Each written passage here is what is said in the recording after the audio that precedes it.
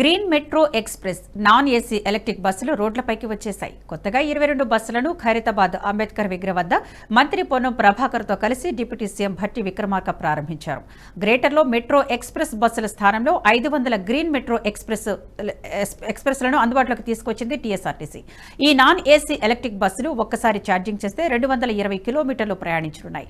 DC fast charging పాయింట్తో గంట నుంచి గంటన్నరలో electric బస్సులకు పూర్తి స్థాయిలో ఛార్జింగ్ చేసుకోవచ్చని చెబుతున్నారు అధికారులు.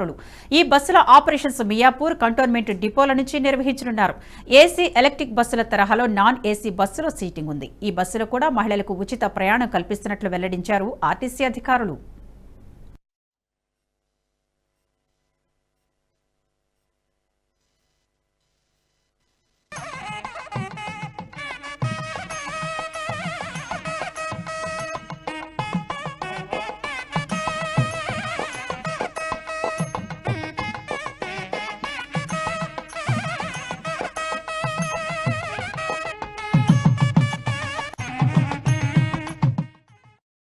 ఆర్టీసీ బస్సుల ప్రారంభోత్సవం సందర్భంగా మంత్రి పొన్నం ప్రభాకర్ మాట్లాడుతూ మహాలక్ష్మితో ఆర్టీసీ ఇప్పుడు కళకళలాడుతుందన్నారు. ఆర్టీసీకి ఉన్న ఇబ్బందులన్నింటినీ రాష్ట్ర ప్రభుత్వం తొలగిస్తుందని, రాబోయే కాలంలో ఆర్టీసీ సమస్యలన్నింటినీ పరిష్కరిస్తామన్నారు. గత బీఆర్ఎస్ ప్రభుత్వంలో ఆర్టీసీ నిర్వీర్యం చేశారని మండిపడ్డారు మంత్రి పొన్నం. రాష్ట్ర ప్రభుత్వం అంటే పట్టించుకోనటువంటి ఇంట్లో మహాలక్ష్మి వచ్చిన తర్వాత ఇల్లు ఏ విధంగా కలకలలాడుతుందో ఆ విధంగా ఆర్టీసీ సంస్థ మహాలక్ష్మి పథకం వచ్చిన తర్వాత ఇంకా చాలా ఉండొచ్చు. కోరికలు, ఆకాంక్షలు ఎప్పుడు కూడా మనిషికి ఆకాంక్షలు, దాని తర్వాత అంబిషన్ అవన్నీ తప్పు కాదు.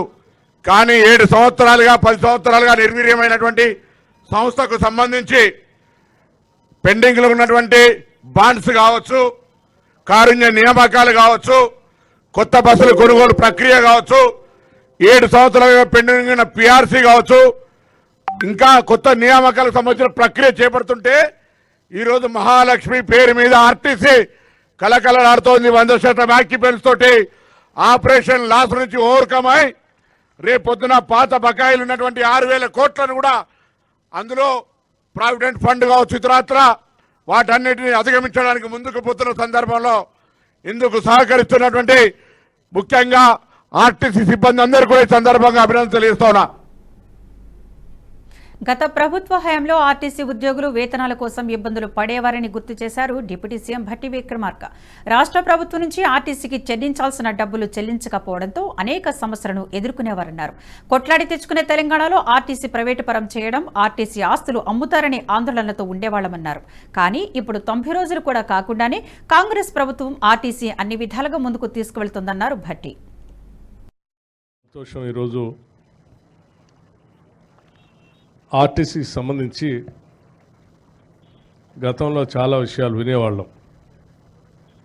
ఎప్పుడూ ఆర్టీసీ సిబ్బంది జీతాల కోసం బాధపడుతున్నారని, లేకపోతే ఆర్టీసీకి కావాల్సినటువంటి డబ్బు ప్రభుత్వం నుంచి రావాల్సింది రాకపోవటం వల్ల ఇబ్బంది పడుతున్నారని, ఆర్టీసీని ఎప్పుడు ప్రైవేట్ పరం చేస్తారో అనేటువంటి ఆందోళన, ఆర్టీసీ ఆస్తులను అమ్ముతారో అనేటువంటి ఆందోళన, ఆర్టీసీని పూర్తిగా ప్రైవేట్ పరం చేసి రాష్ట్ర ప్రభుత్వ రంగ సంస్థగా మిగలదేమనేటువంటి ఆందోళన ఎప్పుడూ వింటూ ఉండేవాళ్ళం.